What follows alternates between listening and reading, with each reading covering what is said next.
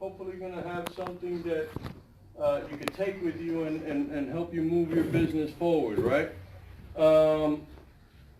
16th of January, right? So how many, just out of a show of hands, said, hey, this year I'm gonna do something different? Yeah? Okay. Now, sometimes we call those resolutions, sometimes we don't. I don't know if I like the word resolution, but we'll use it today, right? I kind of think that a lot of people use that term resolution very lightly, and they really don't resolve to do something. They say, oh, I'm going to make this change, and then statistics tell us that by February 4th, 5 weeks into the year, most people don't, lost track already, right? By the March 15, you don't even remember. Right? You get up and you do the same thing, right, every day. So this is a common thing. And what we're going to try to do today is create some kind of momentum so that for the next 90 days, you know, a lot of people don't know, but for my first job, I worked with Ralph Lauren in New York City in his fashion design thing. And you know, now in January, they'd be working on summer clothes, right? They were always 2 seasons ahead.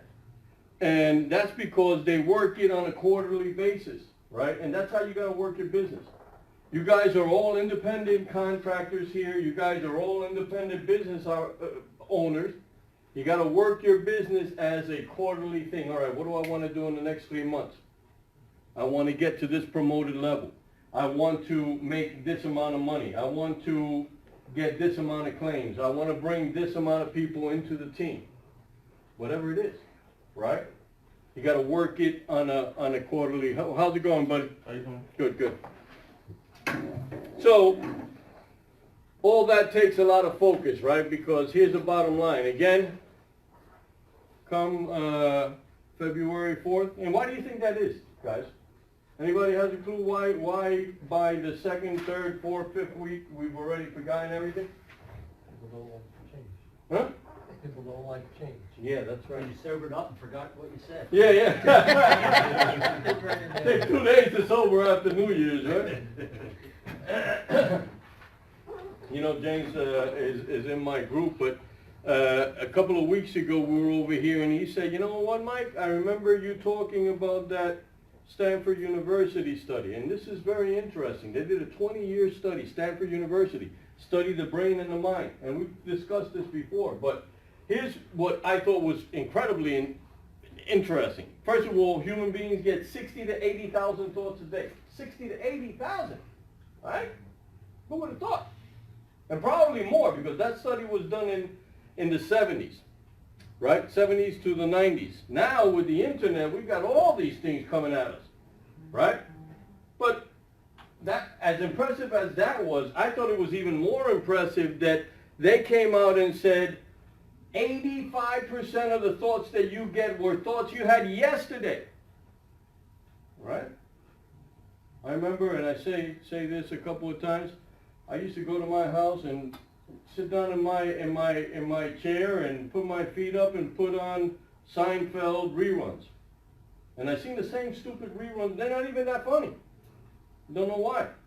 But I kept doing that because that's just the pattern I was in. You know what I'm saying? And so if you want different results, right, here's the hard part. If you want different results, you got to change something up here. Because when you change it here, then you change it out here, right? So if you want something that you don't have, you got to do things you don't do, right? Simple. So here's one of the key reasons, and we're looking at why this happens.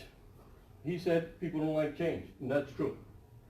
But here's even more, some more pinpointed things. The reason why most people don't follow through on a goal is because they got no accountability.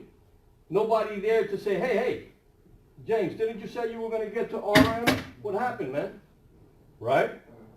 You need somebody to do that. You need somebody, you know what? Take the worst person you get. The person that holds you accountable to the things that you say you're going to do. Make sure you get somebody like that, right? Because that'll apply the pressure. And here's the thing, guys.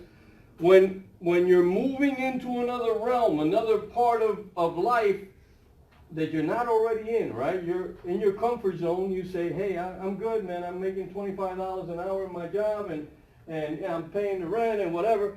But you want to make $1,000 more. That's going to take a little stretching. And guess what? Stretching is uncomfortable, right? Stretching takes you out of your comfort zone. So you need somebody that's going to say, hey, Jason, you said that, man. Come on, man. Right?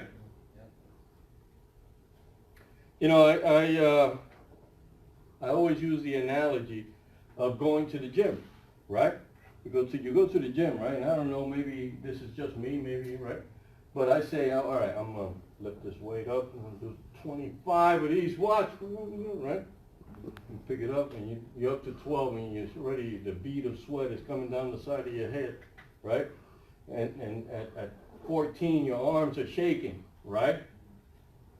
At 15, you say, oh, man, that was a good work, right?